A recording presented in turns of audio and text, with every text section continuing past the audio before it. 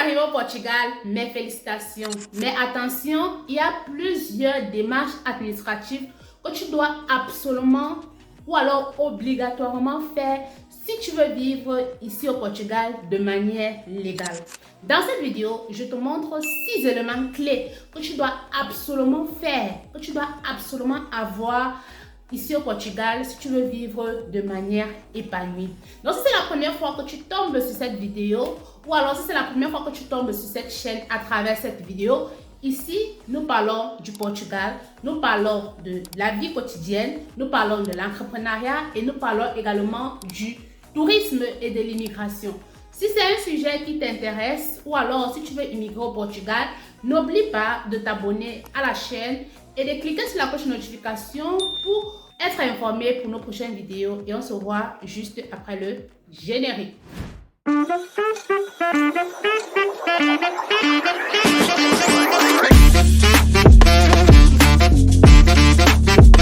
Alors, quels sont les 6 éléments clés que tu dois absolument avoir dès ton arrivée au Portugal? Le premier élément ici, c'est l'obtention de ton numéro d'identification fiscale, encore appelé NIF. Et j'ai l'habitude de le mentionner dans plusieurs de mes vidéos. Donc, si tu me suis déjà sur cette chaîne, tu vas savoir, ou alors tu vas connaître ce qu'on appelle le NIF. Le NIF ici, c'est le numéro d'identification fiscale. Et pour l'obtenir, tu as besoin d'aller au niveau des finances. Et dans chaque région ici, dans chaque mairie, vous avez un bureau de finances près de chez vous. Donc, tu vas te rendre au bureau des finances et tu vas demander à obtenir un numéro d'identification fiscale. Mais pour cela, qu'est-ce qu'il faut? J'ai fait une vidéo là-dessus, comment obtenir le NIF. Tu peux aller cliquer sur la vidéo qui apparaît là et tu vas voir qu'est-ce qu'il te faut exactement pour obtenir ton NIF ici au Portugal. Alors, le deuxième élément ici, c'est le NIS. Le NIS, c'est quoi? Le NIS, c'est le numéro de sécurité sociale. Et je crois que j'ai déjà en parlé dans une de mes vidéos sur la chaîne. Donc, tu peux aller vérifier là. Ce numéro s'obtient au niveau de la sécurité sociale. Vous pouvez prendre le rendez-vous en ligne. Mais ce n'est plus facile de l'obtenir. Comme il y a de cela 6 mois, 1 an. Parce que les choses sont devenues un peu plus compliquées. Donc, si vous avez les difficultés à l'obtenir, déjà, si vous êtes nouveau arrivant au Portugal, vous pouvez me contacter avec le numéro qui est dans la description de la vidéo et nous allons vous aider à l'obtenir. Le troisième élément ici, c'est le numéro de la santé, encore appelé numéro d'utente. C'est ce numéro-là qui vous identifie lorsque vous allez dans un centre hospitalier ou alors si vous avez un problème de santé, vous vous rendez soit dans un hôpital ou alors dans un centre de santé. La première chose qu'on va vous demander, c'est ce numéro-là, ce numéro d'utente. Et ce numéro, c'est unique. Lorsque vous l'avez, vous n'allez pas le changer et ça sera le même numéro jusqu'à ce que vous quittez le Portugal. Donc, comment est-ce que vous pouvez faire pour l'obtenir? Vous allez dans un centre hospitalier ou alors vous allez dans un hôpital.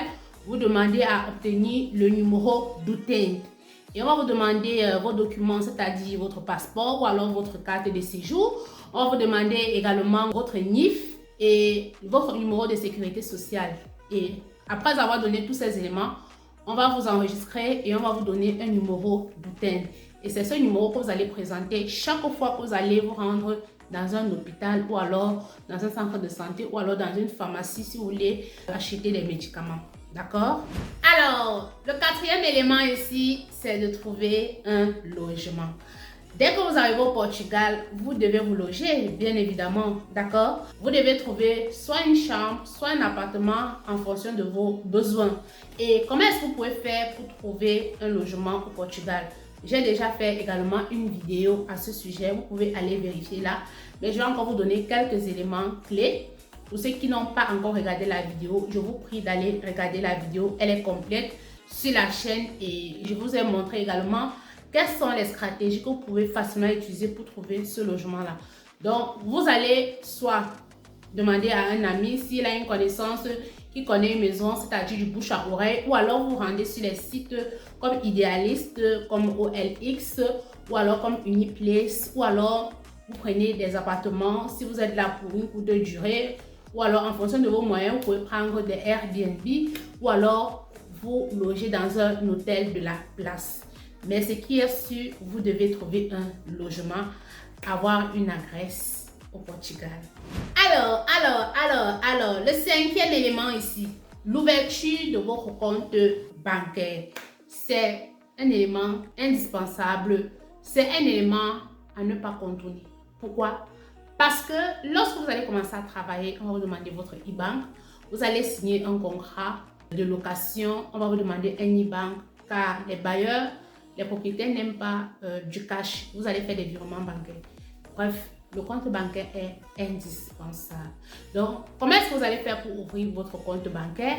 J'ai déjà également fait une vidéo à ce sujet sur la chaîne. Vous allez juste vérifier là. Vous allez cliquer sur cette vidéo et vous allez regarder comment créer un compte bancaire, les banques les plus crédibles en fonction de votre statut. D'accord? Mais quels sont les documents que vous devez avoir pour l'ouverture de votre compte bancaire? Vous devez avoir une carte de séjour en bonne et due forme. Vous devez également avoir le NIF. Vous devez avoir un NIS. Le sixième élément ici, c'est la demande de votre carte de séjour. Si vous êtes un afrodescendant ou alors si vous êtes membre des pays qui ne sont pas de l'Union européenne, si vous êtes un Africain, vous devez faire une demande de carte de séjour et elle se fait au niveau de l'immigration à AIMA. Et vous devez regrouper toute la documentation. Et je crois également que j'ai déjà fait une vidéo à ce sujet-là. Comment est-ce que vous devez faire pour obtenir une carte de séjour en fonction de votre statut, si vous êtes étudiant, si vous êtes travailleur ou alors si vous êtes touriste. Donc, allez regarder la vidéo et vous allez avoir tous ces éléments-là. Donc, je vous remercie d'avoir pris la peine d'écouter la vidéo. Et si vous êtes nouveau arrivant au Portugal, n'oubliez pas de vous abonner à la chaîne et également de visiter notre site internet www.gsserviceparfum.com. Sur ce site-là, vous allez trouver plusieurs produits, que ce soit les compléments alimentaires, que ce soit les parfums ou alors plusieurs autres choses pour la beauté féminine et masculine. Donc, je vous remercie et on se voit à très bientôt pour une autre vidéo.